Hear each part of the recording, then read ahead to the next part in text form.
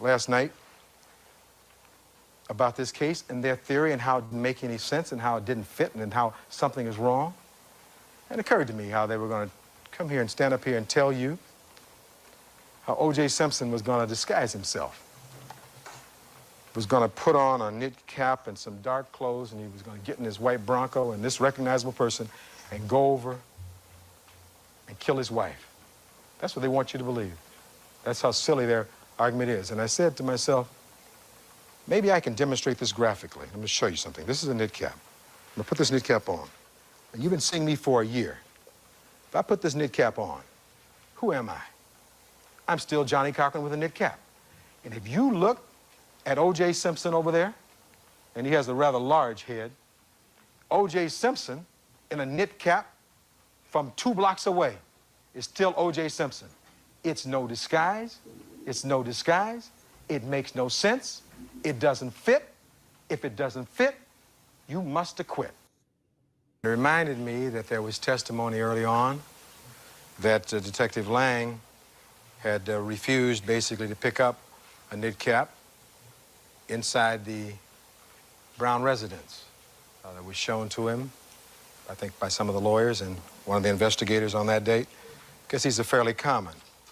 But they don't really disguise anybody who's noticeable, do they? And although I was the guinea pig here this afternoon, if you were to put a knit cap on, how's that going to disguise you? We've been together. I'd know your face anywhere now. And you'd know mine. And the people in Brentwood, in West Los Angeles, would know O.J. Simpson. They know his car. They know him. That's where he lives. Even the prosecutors say he's so famous that he can't go anywhere where he wouldn't be recognized. All right, Mr. Simpson, would you please stand and face the jury? Mrs. Robertson.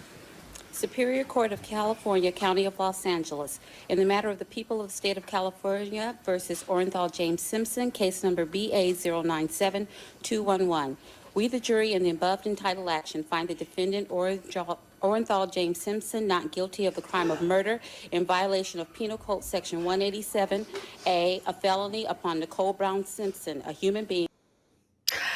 If the glove don't fit, you must acquit. Hello, everyone. Welcome to She Knows Arsenal. Make sure you guys are liking this video and subscribing to the channel. Yes, I'm petty. Yes, I'm petty. And today has been absolutely hilarious. Arteta, bust case, y'all. So we're going to talk about that as well as Thomas Partey's potential return date. There's been a slight update on that, a little bit of a clue. And we're also going to talk about Osimhen's fee because that's also been revealed. So yeah, make sure you guys are liking this video and subscribing to the channel.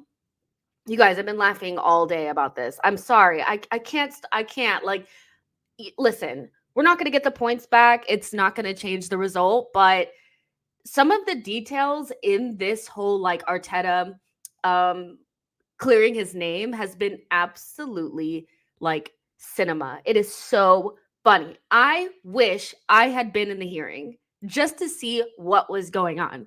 So let's go ahead and jump into the mess. I'm going to see who's all in here first. Let's see. Garang says Partey soon. Jaden says they did a whole think piece on Sky for Joe Willock to say ball was out. Raman says, I thought I was watching movies. Just listen, I love Better Call Saul. It's one of the best shows. I mean, if you guys watch Breaking Bad, you guys would love Better Call Saul. Love that. Had to put that in there. And then the first thing I thought of when I saw that Arteta had been cleared was if the glove don't fit, you must acquit. And Arteta definitely went in there with like defense lawyers, like Rob Kardashian or whatever his name was, and Johnny Cochran. It's actually so funny. DJ Polar says, we got Harvey Specter on payroll along with Willock snitching on himself. Listen, I feel like Willock's mom was like, don't you go up in this courtroom lying now. You know, these are your brothers. Bros before hoes. Tell the truth. Jason says, Jess, you're looking beautiful. Laugh out loud to the video. Thank you so much. You guys make sure you guys are liking the video and all that kind of stuff because we're going to get into it. Michael says, I love this Gracie FC. You guys, it's hilarious. I'm sorry. I can't lie. I'm dying. Tang says, Teta beat the case. Clement said, Happy that Arteta has been cleared of these ridiculous charges by the FA just because Arteta is telling the truth by appalling officiating that led to the Newcastle goal that these news pundits, remember, Gary Neville was talking about optical illusions and shit. Like, optical illusions, Arteta needs to disrespect the refs, all this kind of stuff. And like, at the end of the day, he was right. He was right. He was right. Okay, so let's go ahead and get into it. I'm going to share my screen first, so that we can go over the FA statement. So this is obviously on arsenal.com. Let me make sure you guys can actually see it. Yeah, you guys can see it. This is fine. Okay. So basically, this is on the Arsenal website if you guys want to read it yourself, but the FA have today released the following. An independent regulatory commission has found the charge against Mikel Arteta for an alleged breach of FA Rule E3.1 to be not proven. The manager was charged following various comments in media interviews after Arsenal's Premier League game against Newcastle on Saturday, the 4th of November. It was alleged that his comments constituted misconduct and that they were insulting towards the match refs and or detrimental to the game and or brought the game into dispute. The Regulatory Commission came to its decision following a hearing. See full written reasons. So let's just start off with how shocking this is. I think that I'm shocked. Like, I am actually shocked that Arteta will be on the sideline against Liverpool and Brighton. I definitely thought that he was not going to be there. I had already come to the conclusion that he was not going to be there. So I am genuinely shocked that they did not, ban him. But when you think about the consistent, like, amounts of, like, things that have gone against Arsenal that have been almost like considered like, oh, just get over it. We have had the most PGMOL apologies or whatever, like, since the beginning of time. We've had the most. So Arteta could just go back and say, listen, this is an accumulation of frustration based on like multiple different circumstances that, have been ridiculous. And from not drawing the lines to not giving Mateo Kovacic a red card to the Newcastle game, there have been so many different things that have happened. And so you can't just look at the Newcastle thing, because he said it was an accumulation. It wasn't just the Newcastle game. So this whole thing about, Arsenal are just bitter because they lost, it doesn't hold water when you see how many apologies that we've gotten from the PGMOL. So I'm surprised, but at the same time, like, what could they say? What could they actually say? So let's go over some of the details that personally for me are like freaking hilarious. Let's just start with the fact that like Arteta went out there with like, look at the legal team. He went out there and got a criminal defense lawyer. That's what I read. He went out there and got like a real ass, like he went out there and got real lawyers. Like, he did not go in there represent himself. He did not go in there unprepared. He had literally like the best defense attorneys available to him. So yeah. And Arsenal hired a criminal defense lawyer to help Mikel Arteta beat the charge against the FA. Look at all these freaking lawyers. Look at this. Like, Arteta was not playing around with them. He literally said this. You guys remember this? This is what it reminded me of. Like, this is how I imagine Arteta going in to this hearing. Just like this. Just like this, you guys. Literally the exact same thing. This is the vibes that I'm getting from Mikel Arteta going into that courtroom. Like, listen, I have the best lawyers available. Don't mess with me. Do not mess with me. Mikel Arteta was not playing around. Justin J said, Reggie says his attention to detail is elite.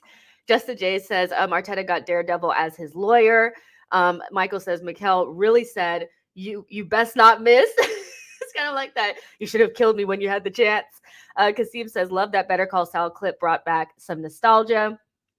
Hugo says, hi, Jess, hope you're well at work, but stop to hit the like. Thank you so much. Matt says, Jess, respectfully, you're wild for this video title. Laughing my ass off. Love it, though. That's the first thing I thought of. Literally the first thing that I thought of. So I thought that was interesting that they actually went out and got like defense lawyers for Mikel Arteta to make sure that he beat this case and like they definitely were going to try to ban him for the Anfield game. We know that. Like, they were holding it for a long time. Like, it was nonsense. So I'm glad that this happened. Now, the second funny thing about this is Willock and the fact that he he told the truth that the ball went out. Mikel Arteta remained in that emotional state following the match. Indeed, his frustration at Arsenal having lost the match and having lost it in what he considered to be a highly controversial circumstances was weighted when immediately following the match, review of video footage reinforced his belief that the goal should not have been allowed to stand in light of either of or both of the first and second incidents. He was told by certain Arsenal players that Joe Willock, a former Arsenal player, had expressed the view that the ball had gone out of play before he crossed it into the penalty area. So those matters increased when Mikel Arteta described at his sense of injustice and frustration that the goal had been allowed to stand. Once a Gooner, always a Gooner. Like I said, I definitely think that Willock's mom was like, don't you go up in this courtroom lying now. Go out here and tell the truth, okay? But yeah, like, listen, I think that, a lot of us felt like this ball went out. I think a lot of us felt like this ball went out. I personally did feel like it looked out. All of the angles made it look out. And I feel as though, like, if the shoe was on the other foot, they would have said it was out. Like, I just feel as though, like, they wanted so badly to give Newcastle that goal. So badly, because anybody who looked at this would have thought that the ball had went out and would have given it the benefit of the doubt. You know what I mean? And we should have technology at this point that tells us definitively whether or not the ball went out, by the way. I think it's actually ridiculous that at this stage in the game where they're trying to, make sure that they get the best possible results every time, that we do not have the technology to tell us whether or not the ball has gone out. But Willock, my guy, Willock, once a Gooner, always a Gooner, told the effing truth. And yeah, probably in a group chat said, listen, the ball was out. We got away with one, and they did get away with one. I don't think Newcastle necessarily deserved for the points to be taken away, but they know that they got away with one. And I feel like the most dangerous narrative after this game for me was that Newcastle were limited to basically nothing. We also did not create a lot of chances, but the idea that because Arsenal were not at their best, they didn't deserve for the refereeing to be good was actually the most frustrating thing for me. I saw a lot of rivals saying, well, you didn't create much. So what does that have to do with anything? Like, we deserve for the refereeing decisions to be right. I don't think we deserve to lose that game. Do we deserve to win? No, but did we deserve to lose? No, because both teams basically nullified themselves, and the goal that they scored was so controversial and so riddled with subjective things that it just felt like they wanted to give Newcastle that goal so fucking badly. And so I'm glad that Willock came out there and told the truth, because in a group chat, he probably texted Bukayo Saka and was like, we literally got away with one. That ball was effing out. The McChronicle says, just like we defended Liverpool fans for all the baloney that happened. Yeah, like, I just think that, like, when it comes to Arsenal, like, anytime that we complain about refereeing decisions, it's met with such like no, it couldn't have been out. They couldn't have been wrong. They couldn't have made a mistake. No. You didn't play well enough to win the game. Newcastle were so good, blah, blah, blah. Like, no, like, if that had happened to you, you would have felt the exact same way. I feel very aggrieved by the fact that, like, they wanted to give Newcastle that goal so badly that even all the subjective things went in Newcastle's way. But when Arsenal scored a goal that had some subjective things involved in it with Aston Villa, a referee that was at the halfway line somehow could see the handball, somehow could see this, somehow could see that, and they were desperate to call that back. So it's just frustrating altogether. I feel like, as like football fans, we have to get over this tribalism when it comes to the refereeing decisions. And furthermore, thank you, Thomas Frank. Thank you for Gary O'Neill. Thank you for managers that did not stick the knife in Mikel Arteta's back. I personally think Mikel should not send a Christmas card to either Pep or Mauricio Pochettino, because both of them threw him under the bus for no freaking reason. These are supposed to be your brothers, your friends, your blah, blah, blah, your buddy or whatever. They both could not wait to throw Mikel Arteta under the bus. So thank you Thomas Frank for not taking the bait. Thank you, Rob Edwards, for not taking the bait. Thank you, Gary O'Neill, for not being a fool. Thank you to the coaches that decided to not act as though Mikel Arteta was just saying things that they don't actually believe as well. Pete says, Jess, I would encourage Mikel to sue that ex-ref who ranted on him about the official attacks in Turkey. Now is a proven incident. Diallo says, also big up, Jess. And you said first that I was so livid when Karen Carney and other pundits said Newcastle wanted it more. Total BS. That was blatant 0-0 draw. They turned into a loss for us. I agree with that 100%. Like, for me, it's like that is anytime that Arsenal don't win the game, they have the same tropes that come out every single time. It's the other team just wanted it more. Arsenal didn't like the physical battle. You know, they were weak. They were blah, blah, blah. The mentality wasn't right, when I actually felt like Arsenal held themselves a lot better than Newcastle. Newcastle lost their head. And anytime that Newcastle don't have the referees in their pockets, they don't win the game. Because I've never, when we start talking about teams that lose their heads, it has not been Arsenal. Like, in terms of like mentality, keeping your heads, not being overly emotional. That has not been Arsenal this season. That has been Newcastle and Chelsea freaking C. Okay. So this whole thing about Arsenal don't want it and they're not physical enough. They don't like the physical battle if they get pushed around. I am so sorry. But like, if somebody shoves their forearm into the back of your head, that is a red card. It is a red card. That doesn't have anything to do with Jorginho not liking the physical battle. I'm so sick of that freaking narrative. Anytime we lose a game or drop points, those same tropes come out. And it's like Tim Howard, it's the same people. It's embarrassing. Like, be freaking for real. Dennis said the fact that even the regulatory panel said that the VAR system needed improvement tells you all you need to know. Boy said still waiting for Guimaraes to be sent off for his forearm smash on Jorginho. And listen, to the referees that were saying that, to the referees or the pundits that were saying that, listen, like, the forearm doesn't hurt you. Like, it cannot hurt you. Like, it's not like an elbow. Let me shove my forearm into the back of your head and see if it doesn't hurt. Let me do it. Let me try. Kasim says Mikel's comments on the refereeing at Tottenham versus Liverpool came back to bite him. This is true. I thought Arteta wasn't strong enough he wasn't strong enough in that moment. And so they did bring that back, to him at the end of the day. I agree with you on that. I think that when Liverpool were done dirty, he should have said that was a disgrace, just like he said when the call went against us. So I actually agree with that. He should have either said nothing, or he should have been strong in his conviction against the refs. I thought that, that didn't necessarily look good, but I think he is right that the refereeing is not good enough. And I think everybody feels that way. I'm just not sure why everybody decided to, or at least his good buddy Pep and his good buddy Mauricio Pochettino decided to throw him under the bus. Because for me, like, again, like I said, you're not getting a Christmas card. Like, seriously. This is really funny too. So this is about when he said the disgrace thing, because I think that's what triggered them the most, is that he said it's a disgrace. It is a disgrace, right? He said the word disgrace. His freaking lawyer was Saul Goodman, if I ever seen Saul Goodman before, okay? That the word disgrace used by Mikel Arteta in the interviews has a very similar spelling and pronunciation to the Spanish desgracia. The Spanish word has connotations of misfortune, tragedy, or bad luck, rather than the connotation of English equivalent that would suggest contempt, dishonor, or disrespect. While the English meaning may lead to interpretations of abuse or assault, this was not the intended meaning of the comments.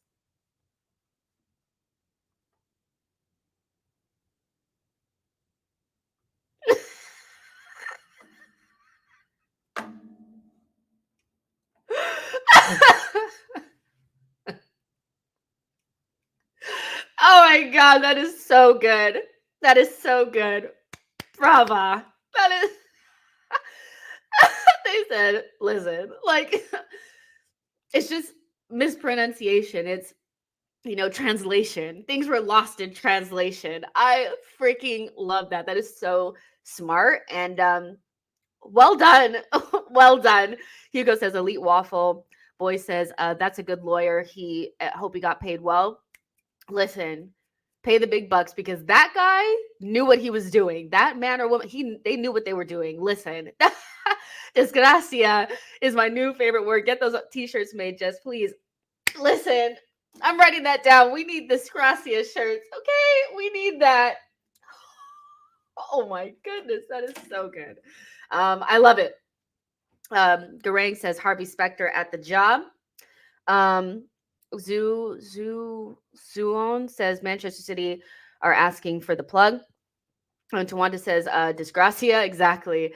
Darker Than Blue says this happened under Wenger. Whenever he complained about the refs took it out on Arsenal. Don't forget about the push and the offside in the same goal incident. Exactly. Matt says, Miguel Busquets, just you're on one today. Listen, sometimes you just have to laugh because at the end of the day, like, we're not getting that point back. And that point could actually be really costly, at the end of the day. I think everything is so close in the Premier League right now. There's just a couple of points separating like first and fourth, And so this whole idea that like it just doesn't matter, it does matter. And these are very costly. I mean, Klopp said it himself. These are very expensive mistakes that these referees are making. And so in order not to cry, sometimes you have to laugh. I think the Newcastle incident was so disappointing to so many Arsenal fans because we were good defensively. I mean, in a game against two really good teams, it's fine margins. And so, yeah, sometimes against the better teams, you don't play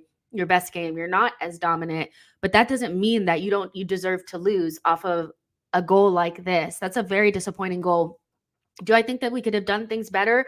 Yeah, I think we have to play to the whistle. I think, Raya has to do better there. I think Gabriel can be stronger. But if the ball was out, none of that happens, right? And so just because it was potentially avoidable doesn't mean that it was a good goal. You know what I mean? It wasn't. And there was too many subjective things. And when we scored a goal that had a lot of subjective elements to it, they couldn't wait to call it back. And that's what's really disappointing to me. As far as I'm concerned, y'all, we have not lost a game in the Premier League. Okay? We have not lost a game. As far as I'm concerned, we're owed 2 points. Okay? Aston Villa did not beat us because Kai Havertz's goal should have stood. Okay? So we have not lost a single game in the Premier League as far as I'm concerned. Okay? Dennis says, I remember Fergie absolutely insulting the refs on camera and getting nothing from the media or the FA. Pep shouts at the refs on camera and nobody says shit. Yeah, and like the banning him, and maybe that's why they did it. Maybe they knew that Arteta was going to get, was going to be, was going to be proven not guilty in this. So they decided to yellow card him for celebrating. I think that was orchestrated. I'm sorry, I don't like to build into conspiracy theories, but I just cannot imagine why Mikel Arteta gets a yellow card for like over celebrating or, do you guys see that? What just happened? Did you guys see that? What did I just do? Do you guys see these things? These are so cool. I don't know what happens. Anyways, so I don't know how Mikel Arteta gets a yellow card for over celebrating when he only like 1 foot was on the pitch. But you see other managers do abusive things towards the referee. So how make football fun again. How do you get a yellow card for over celebrating a last minute goal? I feel like maybe PGMOL already knew that Mikel Arteta was going to bust case. So they were like, he's not getting away with this now. And maybe in that referee's ear, they said, yellow card him. He'll be suspended for the next game. Listen, I'm going fully into my conspiracy theory era because that made no freaking sense to me whatsoever. Errol says, hello, Jess. School. Oliver play with the boys at school just came on. What have I missed? Wicked Xmas lights. Jess, you have missed. Us just going over what happened with the FA and Arteta not being charged or anything for the comments that he made for the Newcastle game. So if you guys have missed it, Arteta was obviously charged of following him saying that basically like the goal that Newcastle scored against us at St. James was a disgrace because it wasn't a goal. And it was alleged that the comments constituted misconduct and they were insulting. But the regulatory commission came to the decision that he was not guilty for those charges. And he basically bust case. He went up there with the best defense team that money could buy, a la Johnny Cochran and Rob Kardashian. And you know, the glove didn't fit, so they had to acquit. And Willick came to our rescue as well, because I'm pretty sure he sent something in a group chat with the rest of his Hale End friends and said that ball was out, you know? So all that came together to help Mikel Arteta get clear his name off of something that he never should have been in trouble for in the first place, as far as I'm concerned. DJ Polar says Mikel must rise. Jordan says, Jess, we need two Mikel merch shirts, comma, and Disgracia. Yeah, we do. We do, because that is so funny. That's freaking hilarious. I just knocked something over. Okay, Sugar says Arteta should just pull the Marshawn Lynch the next time and say, I'm just here so I don't get fined. Love that as well. We also need the if I say how I feel, I will be suspended for 6 months, or whatever he said. That was funny too. Hybrid Ultra says Willick Halen stand up. Let's see. Jason says the VAR need to get decisions right and not make a decision into a soap opera.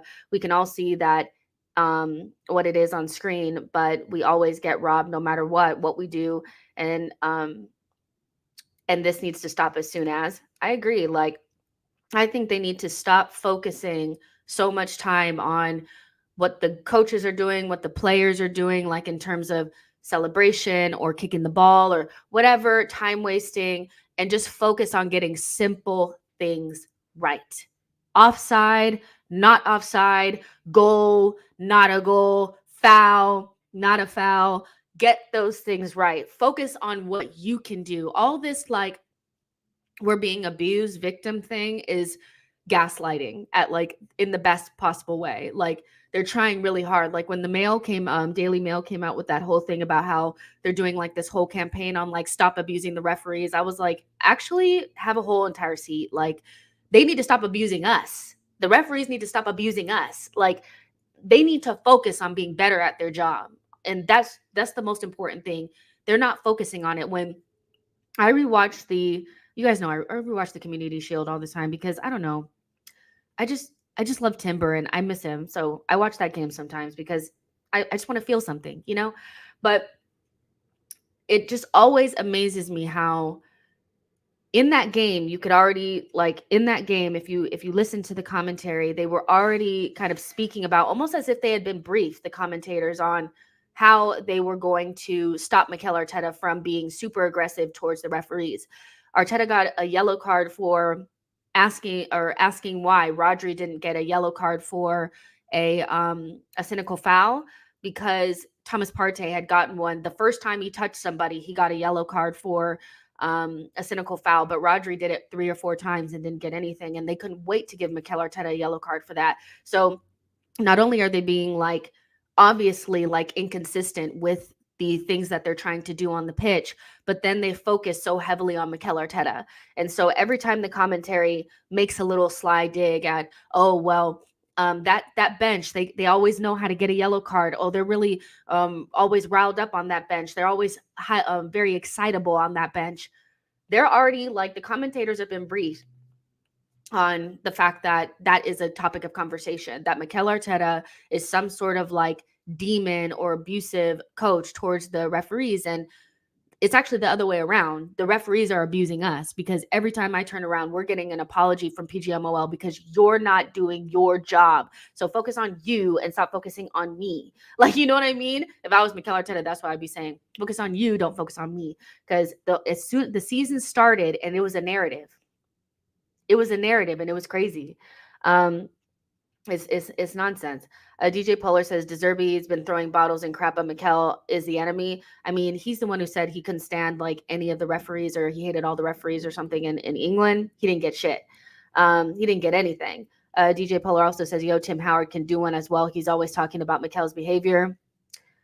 I don't know. Some of these guys are just like, it's so obvious what they're trying to do. Jordan says, Jess, you just know they're planning to ban him from the Anfield game. They were planning. Exactly. I think they were trying to plan to do it, and maybe they felt like they couldn't do it. So they gave him the yellow card so he would be unavailable for Villa Park. No manager gets a yellow card for celebrating a last minute goal. Nobody does. Nobody does. Off the Radar says they created a new rule about the technical box, one coach at a time. Newcastle always has Eddie and Tyndall every match in the same time. Exactly. Like, stop focusing on things that don't matter. Like, these things that, coaches being, excited on the bench, these things don't matter to me. Like, they're trying to say, oh, you can't circle the refs anymore. Players have been circling the refs for decades. Like, these things are not important, in my opinion. They're just not. It's a deflection tactic to make it seem like the referees are being harshly criticized for making human error. But the whole point of VAR was to take some of this stuff away. And it feels like it's almost getting worse. So, that's on you. You guys have to figure out a way to be better at your job. If you focus more time on that instead of focusing on how to deflect onto Mikel Arteta and coaches and players and stuff like that, I think that would be a better use of your time. There's almost 300 of you guys in here, which is amazing. Make sure you guys like this video and subscribe to the channel and get into the comments and let me know what you guys are thinking. Clement says, thanks for the info on Timber. Fortunately, 2 months away from returning. T01 says, Jess, check John Cross' latest tweet on Arteta. He's always said that Mikel Arteta is not classy enough for him. So I'm sure whatever it is some bullshit. John Cross has never liked Mikel Arteta. Let's see. John Cross says, Arsenal boss Mikel Arteta has escaped a touchline ban after his referee rant. The written reasons behind the judgment are remarkable, quite apart from calling him an impressive witness. The written reasons behind these judgments are always fascinating. Found it staggering. So many clearly didn't read the Everton case before passing judgment. But this lot, wow, if Arsenal are half as good on the pitch, they'll win the title by 25 points. Do one. Do one. Okay, so there are like historical tweets from John Cross saying that he doesn't like Mikel Arteta because he doesn't represent the classinal, and basically that is just that is code speak for he's not English enough, he's not quiet enough, he's not humble enough, and it's just bullshit. If Arteta was Eddie Howe, nobody would give a shit. Eddie Howe does so much bullshit and nobody says anything, but because it's Mikel Arteta, it's not classy enough. You could do one. I don't care. How about you stick to your real job, which is giving me the information on transfers, and do a good job at it? How about that? That's your job. Okay. So yeah, it's ridiculous. Tawanda says he's a sellout. John Cross. Jason says Wenger said that when we bring VAR into football, that is going to be ruined. How true? Yeah, I mean, nothing that Arsene said like 10 years ago, 15 years ago has been, debunked. Like, he's very right about what he always said about the referees. Like, they're atrocious at their job and they cost coaches their jobs, and that's why, like, even beyond Arsenal, I did feel bad for Gary O'Neill because he's not in the same circumstances as us. Like, it's still first world problems for Arsenal to lose points. And we know we're still going to probably finish in the top 4. We may not win the league, but the difference, the difference for Gary O'Neill is potentially like relegation. And that's serious. Like, you lose so much money when you get relegated from the Premier League. And it's really it's destroying for clubs. And so people pretending as though like this shit doesn't matter because they don't like the messenger is so disingenuous, because we all know that these are very costly decisions that these referees are making, and they've been allowed to get away with it for so long. And if you're going to be just as bad as you always have been, then I'd rather you just get rid of VAR because it's not helping us. I wanted to see more decisions get called right, but it does feel like it's not really helping. It's almost making things worse because they're re-refereeing the game. They're not using the technology correctly. And so it's just nonsense, Kasim says when Arteta starts winning, these guys will become irrelevant. Arteta can do more of these antics and celebrate along the way. I said, I'd actually said this the other day to a friend, that as soon as when Arteta actually starts like winning things, then he'll be considered more of a Jose Mourinho than this Spanish guy just saying whatever. I think ultimately you get away with more of this kind of stuff when you've won things. And I think Mikel Arteta being so green and so new to the job and not really have won anything, like he just it comes off more as like he's just arrogant and annoying for no reason instead of like respecting him, you know, because Jose Mourinho has said a lot of the same things that Mikel Arteta has said, but Jose Mourinho is the special one, you know, so that is a big difference, right? Off the Radar says Wolves have been so hard done by this season. I agree. Jay says saying that Arteta should be held more accountable table due to his higher profile than other managers. Deserby. DJ Polar says the crazy thing is if they did their jobs correctly, the refs, they wouldn't have fans tripping. We would accept that our team didn't perform. And I think most of the time we do accept that our team hadn't performed. I don't think anybody said when we played against Newcastle that we played our best. But we still did not deserve to lose on a goal like that. And that's just the difference, you know? I think most of the time our Arsenal fans are very honest about the way that their team is played. But the difference is like, if you did not play well, people expect you not to be upset by the refs. And that's just not reality. You know, it to me, it's like when we play really well and we win the game and we're the worthy winners because we beat a team 3-0 or whatever like that, 2-1, whatever, and we deserved it. It doesn't stop rivals from clipping up little moments where they felt like, you know, the opposition should have gotten a penalty here or a foul there or a red card there or whatever. And I'm just like, where's that same energy? If they didn't play well and we played them off the park, why are you advocating for them to get calls that you feel like they are justified when you're telling us that because we weren't as good, as we could have been against Newcastle, we don't deserve the calls? Where's that same energy? Because it does not exist. Just because you did not play to the best of your ability doesn't mean that the referees should be able to make terrible calls. And that's one thing about rivals that really pisses me off so much. And even when Arsenal fans do it, it pisses me off. I don't care if we didn't play well. We still deserve the referees to do the right thing, you know, period. But yeah, I have enjoyed this part of the conversation, but we must move on because we have other things to talk about that I think you guys want to talk about.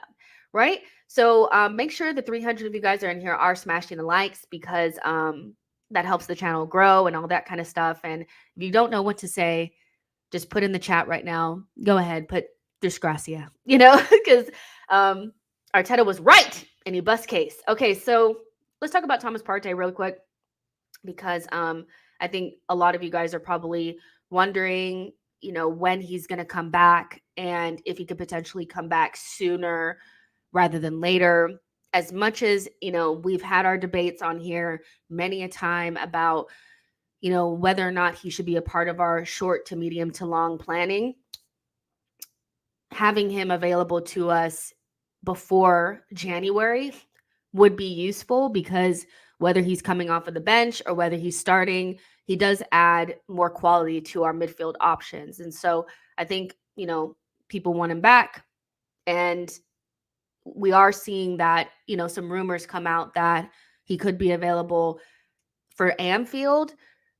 I'll tell you a couple of things with that. I would love for him to be available for Anfield because Anfield is one of the most difficult places to go to. And so we need the type of midfield that's going to allow us to like kind of be a little bit more sturdy, a little bit more physical, you know? And Thomas Partey can give you that, you know, and he's a really good passer of the ball and stuff like that. My only concern is about how he comes back off of injury. I think if he's not back for Brighton, then it makes me a little bit worried about his first game back potentially being Anfield, because that is not the game to test out your hamstring. That is not the game to test out if your thigh muscle is going to fall off the bone. You know what I mean? It's not the game. They're going to run you down, you know? So that's my only concern, but his agent put this out. So I'll just show it to you guys.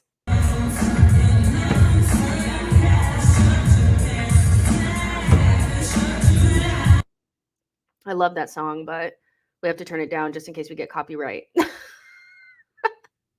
I had to shut you down.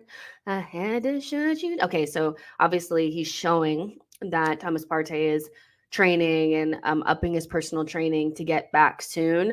Also, like the comment or the tag on this was back soon or something like that. So yeah, I mean, we could potentially have him back maybe for Anfield, maybe for Brighton, maybe on the bench or something like that. But it would be a huge boost for Arsenal when we don't have like the sturdiest of squads right now. We have a team that we have some injuries in some key positions, and going into Villa Park without having Thomas Partey or Tomiyasu or Timber, I do think was disappointing, because those are the types of games you want to see those players involved in, because they give you more defensive solidity. And not to go into the Zinchenko thing, but you want different options in that position. Maybe you don't want to play with, maybe you want to play with Havertz up front. Maybe you want to put Havertz up front. You can't do that if, Thomas Partey is not available, So I think that, it would be a good boost for Anfield in particular. But if he doesn't get on the bench for Brighton, I'm afraid of him just being on the bench at Anfield. Like, will Arteta use him? Like, you know what I mean? Like, he needs to be kind of like ready to go, Jason says we need him back, but not as a right back. Tawanda says they must not rush him. Yeah, don't rush him. Samuel says he'll come on as a sub, probably like the City game, which, it worked. It worked for us. Being able to bring on Tommy and Kai and Partey in that game gave us more height and physicality and stuff like that. So, even if, as a sub, he'd help us out, Like you said, he's training for AFCON. Wilsey says, you watch when Partey comes back, Arteta will put him as right back. Yeah. I mean, I think that, like, I still want to know what Arteta was thinking. I've seen some theories and things like that, but I'm like, what were you doing there? Like, the two biggest mysteries was Thomas Partey at right back and Gabriel not in the team, or not in the squad or in the starting 11. Like, that was so, like, what were we attempting to do? I want Arteta to explain it to me. Because, like, explain it to me like a child. Like, what were we attempting to do? Because it didn't feel right. It didn't feel like the players were comfortable in that way. I thought Ben White and Saliba didn't feel like a good pair. And then Partey struggled to do the inverted thing. I think, like, yeah, he's just not a right back, and he's another one that doesn't defend well in big spaces. So, yeah, it didn't really make sense, but I would love for Arteta to explain it to me like a child, because, Kasim says even having Partey on the bench will make us so much better. Jay Wasey says we need this man back. DJ Polar says running without the gravity treadmill is a very good sign. Jason says just give us a song, Love Your Face, if we win the league. I'm not going to sing now. I can't sing like on demand. It has to be like in the moment, but I do like that song. So Sawande says time to plan past Thomas housewarming. Oh my goodness. Zach says, a question. Do you think this midfield would have balance, Partey, Havertz, and Odegaard? I mean, I think it would work. I think the thing about Partey is that he's never really been the type of DM that can hold up to lighter weight number 10/8s, so when we had like a Smith Rowe, Odegaard, and Partey, it never really worked because, and we only saw it a couple of times, but it didn't really work because you have to have like a real defensive off the ball monster to be able to like hold those two players up. But Kai Havertz is decent off the ball, so it probably would be okay. We did actually play some version of that against Barcelona in preseason. It was Thomas Partey, Havertz, and Odegaard. It was. And we played fine. So it could work because of Havertz's ability to play off the ball.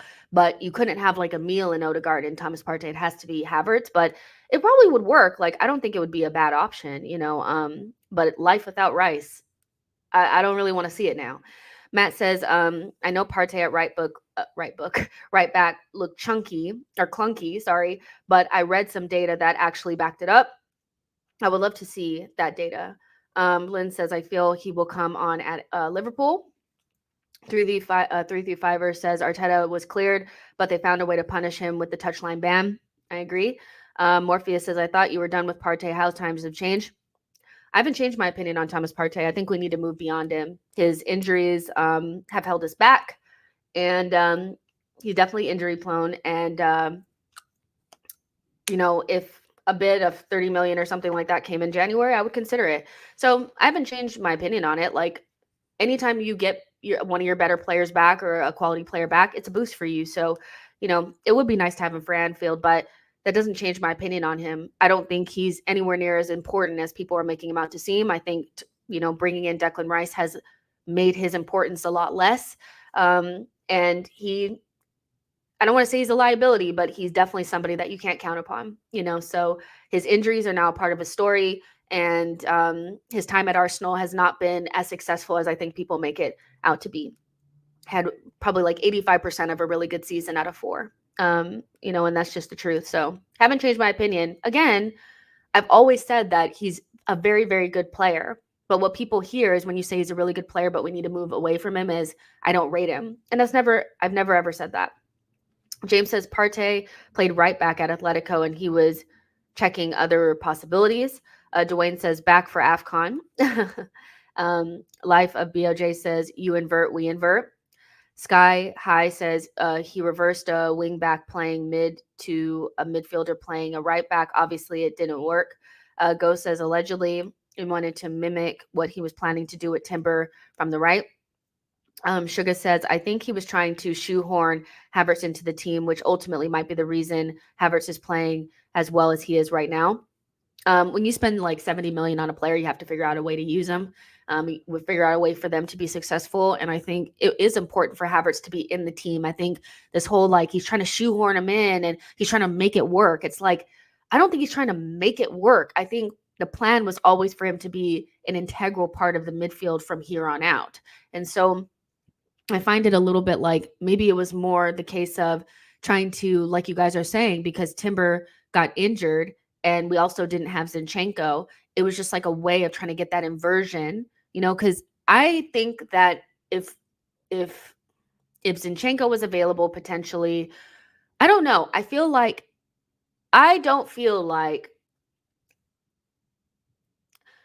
don't think Thomas Partey this season was going to be a starter. I don't really agree with what some people were saying about, like, it was always the plan to play Rice as the 8 and Thomas Partey as the DM.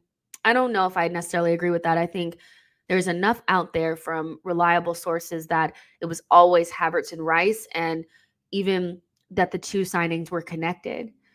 So it was always going to be Odegaard, Havertz, and Rice, which is why we saw that from the very beginning of the season and why Partey was used as a different option at right back to invert, which is something that we saw at the back end of last season too. So yeah, I mean, I would love Arteta to explain it to me like a child so I can really, like, okay, so that's what we were trying to do. But I think when you start out the season and you take your best player out of their natural position and you replace them with somebody that cost 100 million pounds, I think the writing is on the wall anyway. So whether people like it or not, we're moving beyond him, but in this season, especially in December, it would be nice to have him available as another option, Diallo says Arsenal Football Club are better and fully fit and firing, are better with a fully fit and firing Partey. We need him to come back and stay back if we are going to win the league. Simple.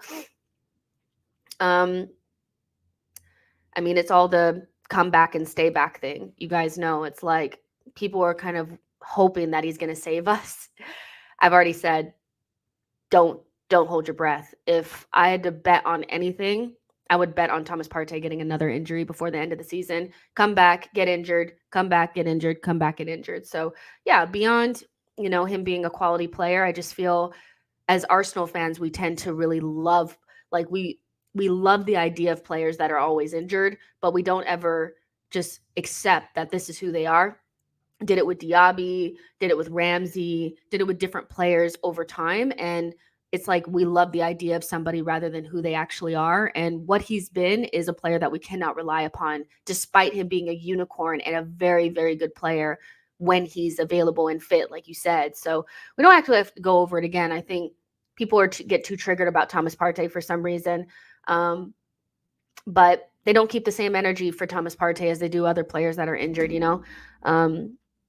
but it is what it is. John P says, question on current form. If we were to play Rice and Partey in a midfield, who would you pick out of Martin or Kai?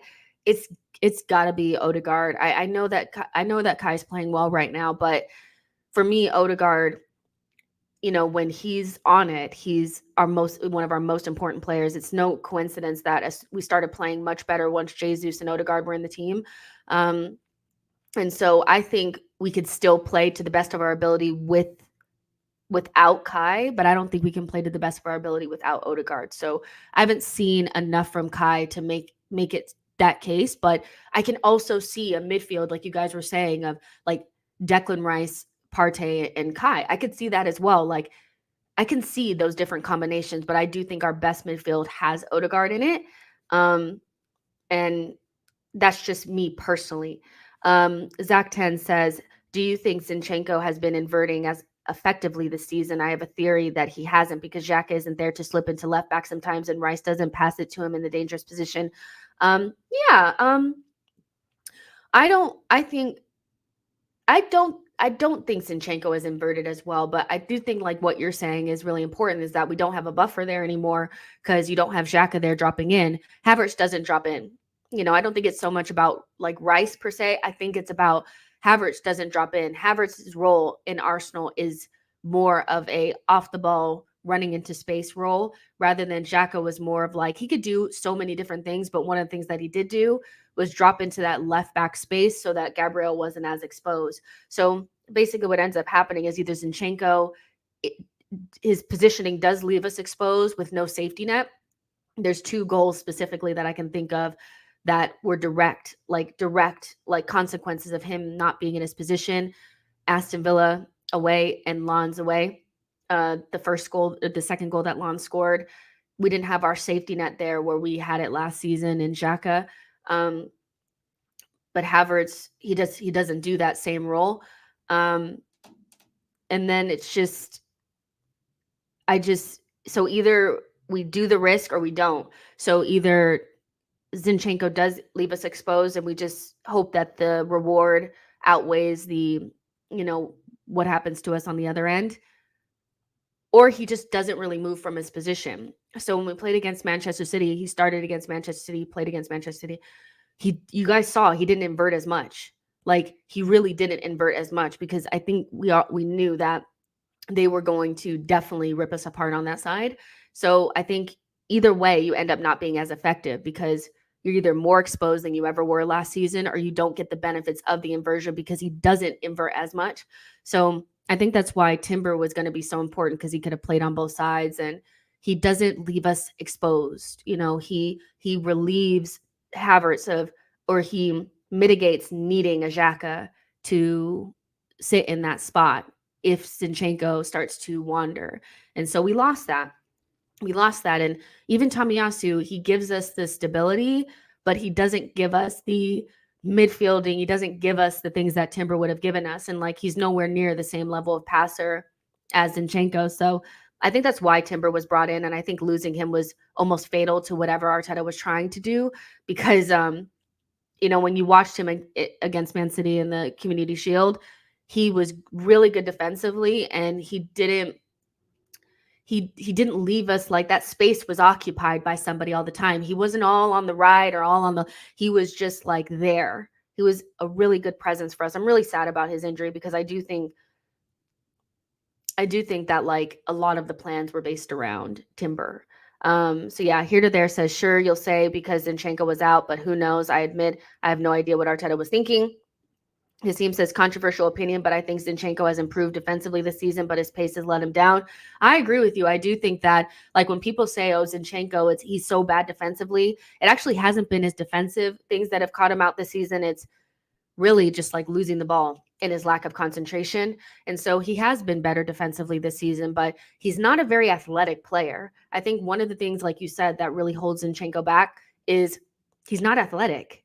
He can't get away from you. He's slow, so there, as he gets older, like it's actually, he's not as quick and zippy, like, you know what I mean? So I agree with you. I don't think defensively he's getting rocked or anything like that. Like he's not getting cooked. He's not but he lacks concentration. And that's his biggest flaw, is that when he's playing in the defensive part of the pitch, he just has brain farts. That's his biggest issue. So yeah, Blaze says, of course, Odegaard will play with Partey and Rice. I don't understand why our fan base still disrespect Odegaard. He is our captain, and he's always will start ahead of Havertz, Vieira, and Smith Rowe. Arteta actually spoke really nicely about Smith Rowe as well, which, we haven't really talked about it. Maybe we'll talk about it.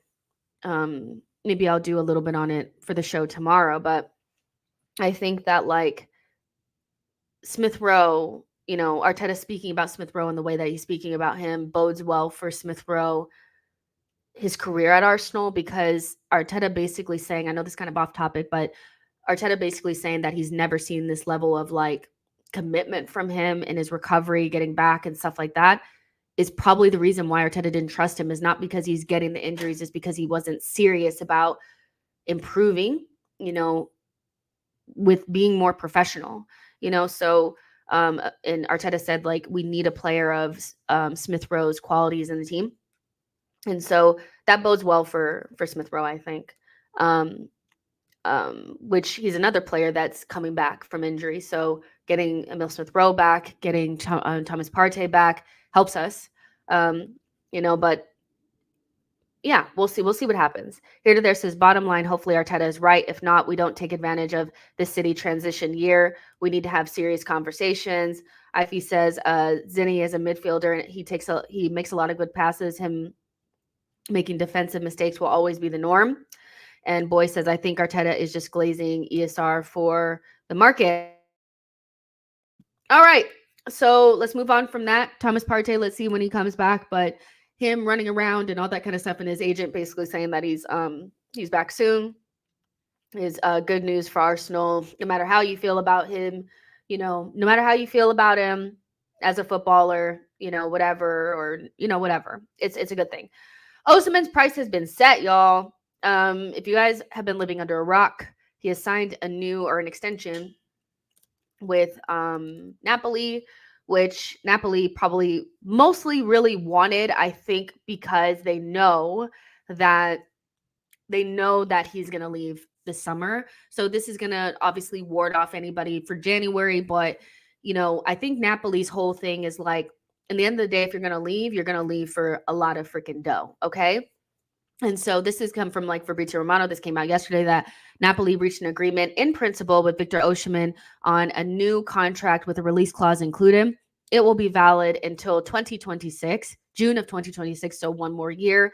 The final value of the clause to TDV could be around 130 million euros. And the official announcement is going to come soon. 112 million pounds is the release clause. And so they probably know that there are a couple of teams that feel like they can meet that clause. I don't know if that's Arsenal, but it could be. It could be. It's, Osimhen for me, is probably our best option for a game-changing striker. I want to pull up this chart that I saw from Billy Carpenter as well, just to kind of underpin this point. We have two different options, I feel that are the best options for us for now and the best option for us in the future. And so the best option for us in January is probably Tony, because he's available, all that kind of stuff. He's available. He wants to come. He lifts the floor of the team. He makes sure that we don't have to rely on Eddie. He offers a bigger, stronger option, blah, blah, blah, blah, blah. But then Osimhen is the summer big signing that really changes the game for Arsenal, because he is a true goal scorer. He is a pure number 9. And yeah, he's not going to give you the exact same things that Jesus gives you on the ball, but nobody in world football is going to give you that. Jesus is the best at what he does. So we're not going to find anybody that's going to, Jesus is just a really good forward that can play central. You know what I mean? And so I don't think we need to necessarily be looking for somebody that can replicate what Jesus does on the ball, but also gives us clinical finishing, because that player does not exist. Probably the closest to that is Kane, and Kane is a world-class complete player. He's best in his position. But Osimhen is a pure goal scorer. And, if you already have Jesus in your team, maybe that's what you need. Maybe you need a pure goal scorer, And so it's going to be interesting to see what happens in this next 6 to 12 months, because Arsenal are definitely going to bring in a striker. But I just want to show you guys this because this was brought to my attention, and I thought this gives you a good snapshot of what the different players that we could potentially get, and the players that we already have, what they're good at and what they're not good at, right? And so Haaland is definitely like the quintessential perfect pure number 9, goal in the box poacher. He's the best. In the last 365 days, he has scored 56 goals from 52 xG. So he's clinical. He gets a lot of chances because of the team that he plays for, but he's a pure number 9. He's not going to give you anything in terms of like successful dribbles or any of that. His dribbling numbers are low, whatever. His passing numbers are pretty low, but when he gets in the box, he gives you exactly what you're looking for. Osimhen, to me, kind of fills that same thing. The one thing that I like about Osimhen is that when you see like received long passes per 90, he receives a lot of long balls, which means that he's a good outlet, and his touches in the box are a lot. And then he also has the most shots per 90. We don't take enough shots on site. One thing about Jesus that frustrates me is that sometimes he acts like a number 9 and other times he doesn't. Sometimes he's so busy trying to facilitate that he forgets that he's a number 9, right? Osimhen doesn't have that problem. He's going to shoot on site, okay? Goal conversion is okay for him. His he scored 32 goals from 30 xG, which is good. So pure goal scorer, good outlet, shoots on site, pure number 9. When you get him in the box, he's going to do the business. Now, Jesus is better at everybody else, at all the other stuff, the defensive duels, the dribbling, the passes per 90, all that shit. Jesus has that. He has that in abundance, right? And then you have these other 3 on the right-hand side that don't matter. Ollie Watkins, Ferguson, Eddie. We know what they do. Tony is the interesting one because statistically, he does not look great. He doesn't. He doesn't look great statistically. He doesn't look like somebody that, he doesn't jump off of anything. Like he really doesn't. Like his successful dribbles are the best thing that he has, but he's pretty middle of the road for everything else. And so, is he the player that's going to change your life? No, but we do know what he's going to offer. The outlet, he's going to offer link up. He's going to be like a striker. He's going to shoot on site. And it's unfortunate because his goal numbers are not that high because obviously he hasn't played a lot of games. This is the last 365 days and he's only played 20 games, but he scored 10 goals from like 10 xG. So yeah, Tony is that player that's never going to get people off their seat. Like he's just not. Like he's English, he's old, he's not, people aren't going to want him, right? But can Arsenal afford to wait until the summer to bring in a striker based on what we have in this team so far? You guys let me know that. You guys let me know. But Osimhen's fee is very high, like 112 million release clause means you got to pay that shit right now. There is no breaking those payments down. There's no breaking them down. And so I would imagine that Arsenal are interested. I would imagine that Chelsea are interested. Maybe a couple of the other, like maybe if, Mbappe were to go to Real Madrid, maybe PSG would look at him because, I mean, let's be real, Kolo Muani is dead. And that Ramos guy is not doing anything either. So I'm sure some of the other European clubs would be looking at him too. But, again, do Arsenal have the money? I don't know. After spending what we did over this last summer, I'm not sure. But it feels like also something that would keep us from being able to do other things, doing the release clause. Can we get anybody else? Can we get the midfielder that we feel like we need? Can we get the other winger that we feel like we need? I feel like Tony is the better use of funds if it's around 60 million or so. But Osimhen is the one that you buy if you only need one thing. And I think we don't need one thing. We need multiple things, So it's that's a big old fee, but Osimhen is a pure number 9 that's going to give you the goals that you need. But Tony, I don't know if he's going to give you that. Like, does he guarantee 25 goals a season? No. So there's definitely that. Brandon says, is this why they're going after another Brazilian wonder kid? That guy looks ass, y'all. That guy looks ass. I'm so sorry. Like that Marcus Leonardo guy, DJ Polar said, sorry, there's all types of stuff going on out there. But that Marcus Leonardo, he looks like, I don't know, like a Marquinhos. Like when you're like YouTube comp is not moving me, I'm worried, And so why not just go get the actual wonder kids that are good? Why get the one that's like the outsider take? Like why? Like I don't get that. Go get the real guys. We know who the real guys are. He's not one of them. But yeah, Dale says Tony leads in progressive passes. It wasn't Mark Green. I saw that he does lead in progressive passes. So yeah, like he has successful dribbles, progressive passes. So that leads me to believe that he's the type of player that's going to get it and he's going to facilitate for the players around him and try to connect, which is important for Arsenal in the way that this Arsenal is set up right now. He's just not, I don't think he's going to give you the goals that you really want. Brandon says he takes a lot of penalties. That's why he does take a lot of penalties, but penalties are important for a team that I feel like every time one of our players steps up for a penalty, I'm not sure if it's going in or not. It'd be nice to have a number 9 that could just, that's really good at penalties. And also he's a dead ball specialist, which I think is something that we lack. The last time we scored a goal from a direct free kick was in 2021 against Burnley. That's a long time ago. Kasim says, surprised to see Tony is the highest in terms of dribbling. That's a good point for him. Clement says, if we're actually going for Osimhen, it'll be the summer and we'll be facing competition from elite European teams. I believe Napoli's price is about 115 million euros to prize him away. Simon says Mudryk wanted to come as well. Good, he didn't.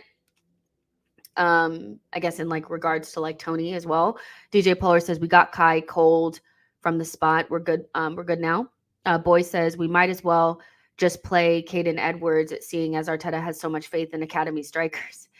Blaze says Kolo Muani, who cost 90 million euros for joining PSG. This is insane. Yeah, I didn't like that Marcus Leonardo guy at all, you guys. I'm sorry. And I'm still looking at the comments. I know people are like, what? I'm like, no, I didn't like it. It was weird.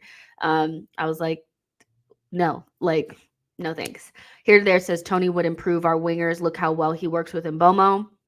I love Mbomo. That's my guy. That they reminded me of such like an old school like striker pairing where you have like the smaller guy and the bigger guy and they play off of each other. It was so old school. I know Thomas Frank, I rate him so highly, and he's another one that did not stick the knife in Mikel Arteta's back. So he's a real one. But yeah, Tony links up well with the players around him. Like that's one of his strengths, I think, is the link up play. Again, is it like Jesus, like levels of creativity? No, it's not. But you don't really always need that. You just need somebody to be able to hold up the ball and like not look like he's wearing Timberland boots when he's dribbling the ball or trying to pass. Like, just make sure he's not Lukaku, right? I think just the only thing about Tony is just he doesn't have that star quality. At least not in my opinion, but he doesn't have that star quality. So he's not somebody that I would look at in the summer, but he's somebody that like if we need a striker in January and we feel like we're not going to get the goals and we need an outlet, we need something different, he's available and attainable and a good option and is better than Eddie. So that's the truth, DJ Polar says Mbomo, great backup for Saka. Mbomo. Yeah, he's really good. To me. Brandon says he's only 24. Now I didn't say I want him at Arsenal. Now you guys know who I want at Arsenal. Side combo. Let's go to the side combo. Bakayoko. He moved me. Like I know he cooked Kivior. I'm sorry, I love Kivior, but he cooked him. He really did, and he just looked really good. I would love him at Arsenal. He is Doku but better, and I like him because he's physical, he's strong, he's fast. He was doing his defensive duties as well. I saw him several times come back and track Trossard. I like Bakayoko, so if we had to get a backup for Saka, that's probably the player I'd want.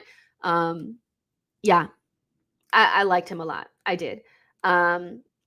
Loads. Sample says, have you seen the video of Partey working out? If he returns, he might help out in going forward plays. Yes, we discussed that. I showed the video as well. Maybe he'll be available. in the next couple of games. Because if he ain't, then it's not worth it. We needed you in December, bro. That's what, we needed you in December. Neil says, would Havertz benefit from a Tony because he would take the attention off his presence? Listen, I don't know how that would work out. But if you saw how like Jesus and Havertz, how they work off of each other, I would imagine it'd be the same with Tony. But you have two taller players. Like Havertz is is he the tallest player on our team? Guy is massive, so having Tony and Havertz playing off of each other might be really nice. But you're right. Like Havertz is like our only aerial threat. So if you have more than one, that could always help you, especially against deep blocks when we're just like, listen, we're not doing the intricate passing today. They've closed down all the passing lanes. Let's just hit it into the box and see what happens. It'd be nice to have more than one player you could do that with. Boy says Havertz and Tony together would be a finesse battering ram. Soren says, save the money. Don't get Tony now. He hasn't played for a long time and needs to settle in and get into form.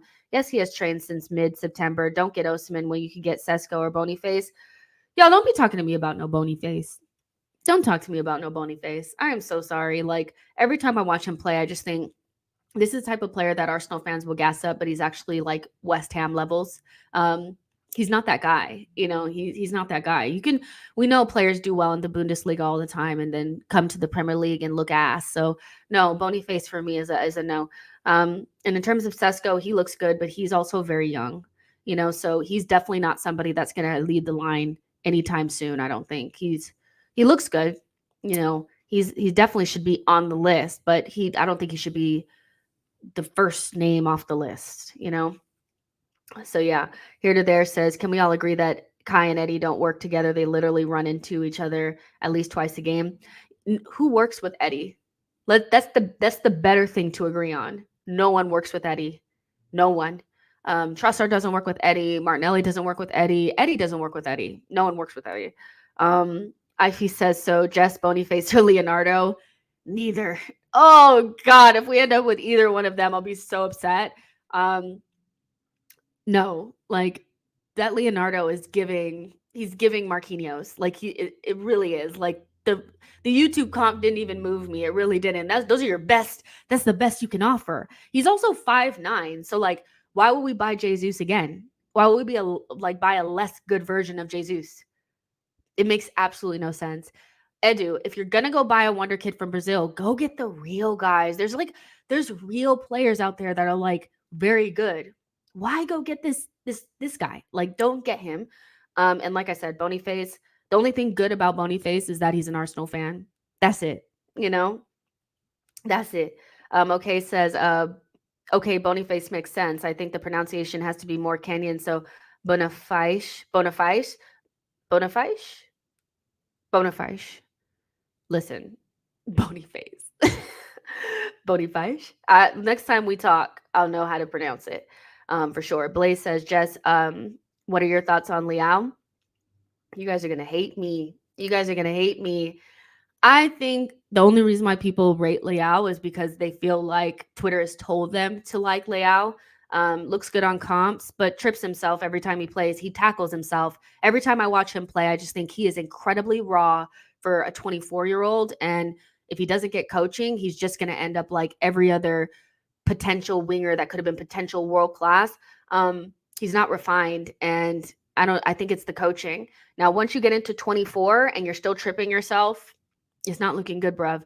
And so, yeah, he's going to run over those players in the Italian league because he's faster than them, but you can't bring this guy to the Premier League and expect him to do anything. He needs coaching bad. So him signing that new deal and staying at AC Milan stinks bad. And so if I'm going to go get a raw winger that's going to trip over himself, I'm not spending 80, 90 million for that guy. Bring me Bakayoko. Listen, like I'm not on this layout. I'm not on this layout. I'm not on this layout. I'm not. Watching him yesterday was painful. It was painful. I was like, this guy is just tackling himself every 5 seconds. Like, is anybody watching this? Has he beat his man once? And he's fast and he couldn't get by any of those players. He's fast and he could not get by anybody. Like, it was shocking. So yeah, talented player. Like when he was like 20, 21, 22, I saw it more. He's 24 now. Bakayoko is 20. Bring me him. He's better to me. He's a better use of resources. If you're going to have to freaking coach him up, it's giving Pepe. It really is. It's giving Pepe. GPAT says Leao is even less intelligent than Mudryk. That's saying something. Kevy Kev says, agree on Leao. Kasim says, do you feel Martinelli is better than Leao? Yes, I do. I think when you have somebody that scores 15 goals in the Premier League, to me, that's more significant than scoring 15 goals in a league where you could just run beyond them. Martinelli has better footballing IQ than him. He's more consistent. And like I said, he's not tackling himself. So I think Martinelli is better than Leao. And he's also younger by 2 years, so Martinelli is clear as far as I'm concerned. So yeah, Clement says, I agree with Jess that Marcos Leonardo doesn't move me at all. I have a list of strikers that Arsenal need to besides Osimhen and Tony, Benjamin Sesko, Santiago Jimenez, and Dusan Vlahovic.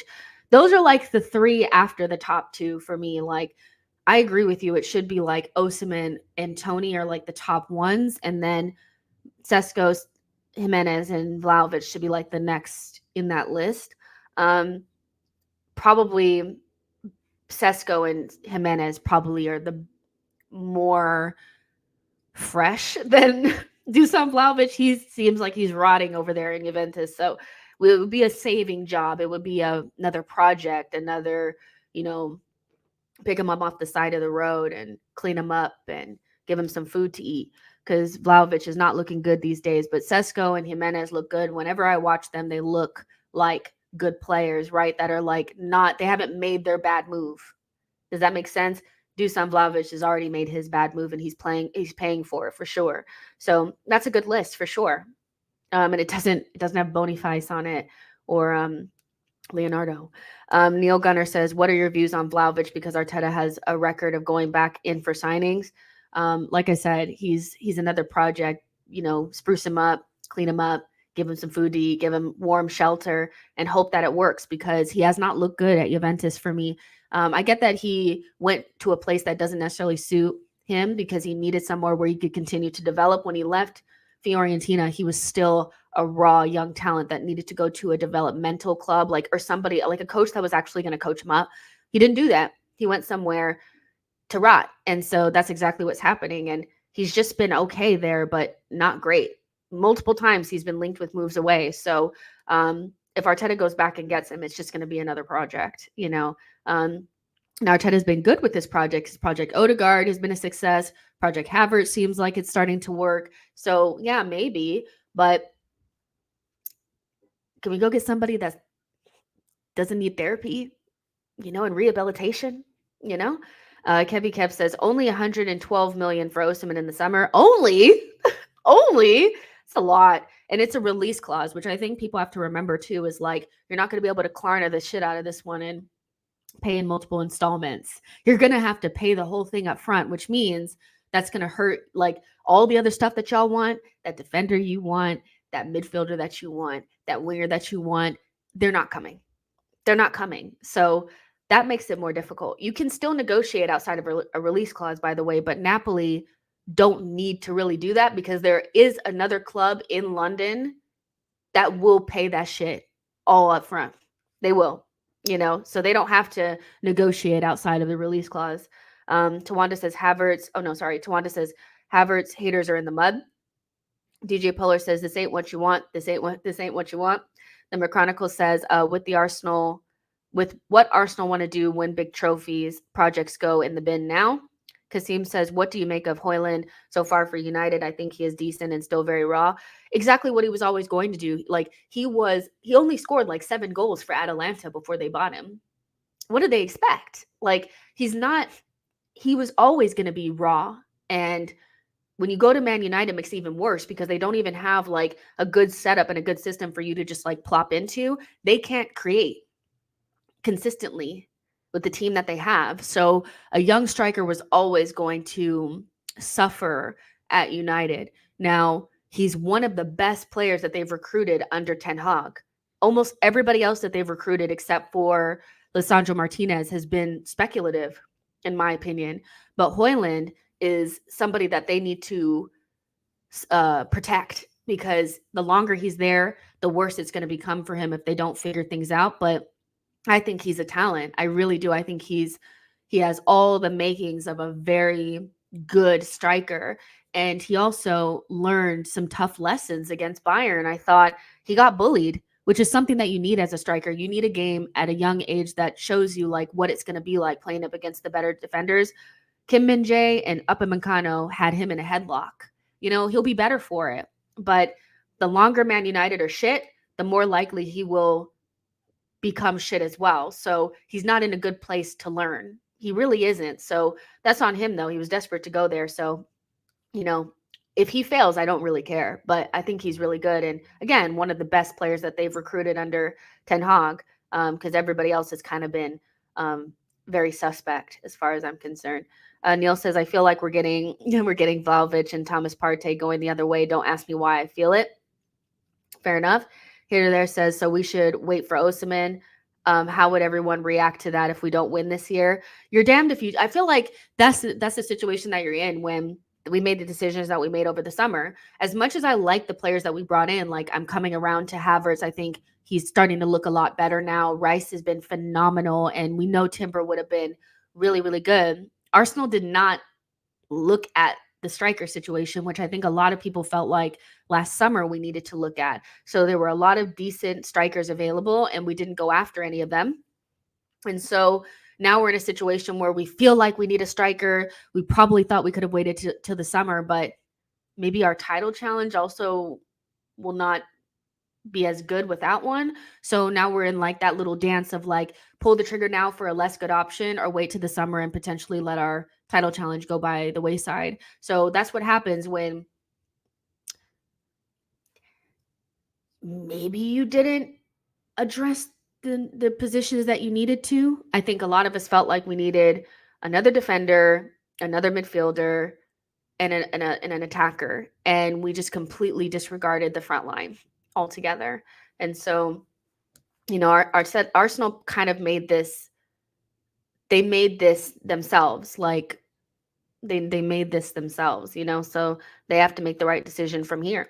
Tawanda says people are blaming Kai Havertz for Martinelli's performances. Do y'all believe that? Kai Havertz is not hindering Martinelli. Martinelli is hindering Martinelli. He needs to pick his head up. Reggie says, I really thought Ten Hag was a better coach than he is. He probably is. For me, Man United chews up and spits out managers.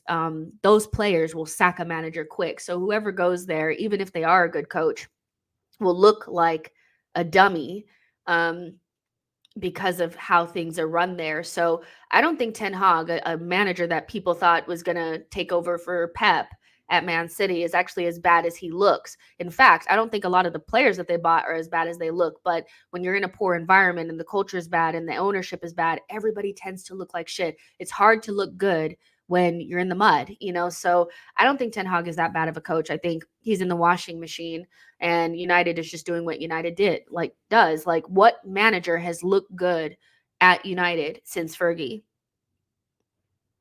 It's just the best managers go there and look crazy, you know? So I think it's more Man United than anybody else, to be honest. So yeah, Bjorn says Super Nusa, Galasso, we can't let Chelsea sign him. Nusa looks like a really good player. But yeah, knowing Chelsea, they'll hoover up any good wonder kid that they can find. Here to there says exactly just outside of Declan and Timber, our summer business is a giant expensive question mark overall. Yeah, I think we could have just addressed one on each line. You know, two things can be true. I can think Havertz is going to bang for us and he's going to look really good. He looks really good for us now and he'll end up being a good signing. And also feel like we maybe could have used that 70 million in a different position that would have helped us really go to the next level in this season. And that's kind of how I feel right now, that Havertz looks good. And I'm like, listen, he could actually end up being a game changer for us. And that midfield looks really good. But if I could go back in time and spend that 70 million on a striker or an attacker, I probably would have done it, if that makes sense. What else? Dale says, I hate spell check. I mean, Ousmane Diomande, of course. That is the defender that we need. We need him. Kasim says, it's surprising looking back now. Liverpool had the best transfer window. They got some real gems. They're always good in the transfer window, Liverpool. If they want a player, I tend to want that player because I'm like, they know what they're doing. They tend to do much better in the window than a lot of other teams, and they tend to get good deals too. They wanted Bakayoko in the summer, you guys. That's who we need to go get. Soren says Bettner was good for the national team, but not as good for Arsenal. Bettner scored important goals for Denmark, especially against Portugal. Oh, Lord Bettner. Faya says we should pay the 112 million release clause. We desperately need a clinical striker right now, and Martinelli isn't playing poor at all. Talk about Eddie Zinchenko and Kivior. Stefan says, would you take Wirtz as an 8? I mean, I would, in just like if I was just building a team for fun. But right now, I'm not thinking that the 8 position is something that we desperately need like right now. And I kind of rather see what Havertz can do, to be honest. I mean, I know that probably sounds like really lame, but I'm interested in seeing what he looks like moving forward. So Wirtz can stay. Wirtz is going to end up at Bayern anyway. But if I was just like pulling players out of nowhere and I'm not really thinking about Arsenal, yeah, I'd love Wirtz. I'd love Pedri. You know, I'd love all these types of players, you know. But in Arsenal right now, they need to bring in a defender. We need a couple of attackers. That's more important to me right now than anything else. And then replacing Jorginho and Thomas Partey with another midfielder. And if we get another midfielder, I'd like for them to be a 6/8. That's what I'd personally want. And Wirtz is not that. You know, Tawanda says Havertz is going to be amazing, guys. Boy says Havertz is cooking. Just say it. Havertz is cooking. Now you want to see his recipes? I do. I want to see the recipes. I do. Martin says, hey, Jess, great show. Look, you should check all 50-50 calls and see if Arsenal have ever won any of them. The default for referees is to call against Arsenal. It's a conspiracy. Rob says, hi, Jess. Do you think Partey makes it back in the first team now that Kai is in form? Do I think he starts? I think it depends on what game it is. I think probably the plan against the bigger teams was to play Thomas Partey and Rice together. You know, because you saw it when we played against Manchester City. That's what Arteta did. So I think that that's what Arteta wanted to do. And then if we're playing against, like when we played against Forest, when we played against Crystal Palace, beginning of the season, it was the midfield that we've been seeing. So I think it's different, you know, different strokes for different folks, you know, different horses for courses. But on a regular basis, is Thomas Partey in the starting 11? I don't think so. I think Arteta wanted to move to Havertz, Rice, Odegaard. And then in the bigger games, use Thomas Partey. That's what I think. And I think that's also why they were open to selling him in the summer. Imran says, just people questioning a mere 250 million. Chelsea spent $1 billion and they are in a mess. Nashville says, am I watching Jess Black or Johnny Cochran? You're not watching Johnny Cochran, but I don't know. I thought the intro was funny. I did. I thought it was funny. Blaze says, why are people blaming Havertz for Martinelli's poor performances? Because when it comes to Saka and Martinelli, they can never be they can never be responsible for their own performances. It's always somebody else's fault. When Saka wasn't playing well, it was Odegaard's fault. Now that Martinelli's not playing well, it's Kai Havertz's fault. But when you look at his performances and you see how he's been playing, even if you want to say that Arteta can tweak the system a little bit to get him in better positions, when he has been in good positions, he's made poor decisions. He's inconsistent with his delivery. His shots aren't great. Like, he's not separating from his defender. He's not beating his man. And so those are Martinelli things. Those are not Kai Havertz things. Martinelli needs to adjust and, like Saka, find solutions to being doubled up on. You know, he hasn't quite found that yet. He will, but he hasn't found it yet. That's not Kai Havertz's fault. In one of the games that we played, Zinchenko passed it to Martinelli 21 times. He's getting the ball. You know, so let's not act like he's not getting the ball. Hasim says Douglas Luiz and Paulinho links suggest Arteta maybe wants Rice at 8.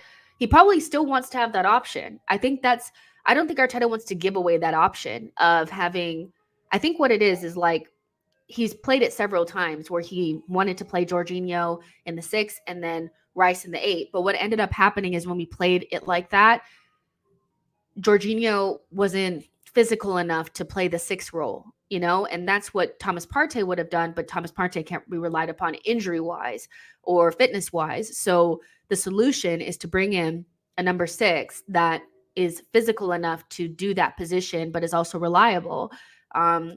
So I do think Arteta wants that option, because who wouldn't want to have that option, right? Because Rice can also do a job at 8. But you have one player in Jorginho that's probably not athletic, physical enough to play that position. And you have another one in Thomas Partey that's probably perfect for that position, but you can't rely upon him physical, or you can't rely upon him fitness wise. So that's probably why they're looking at a number 6.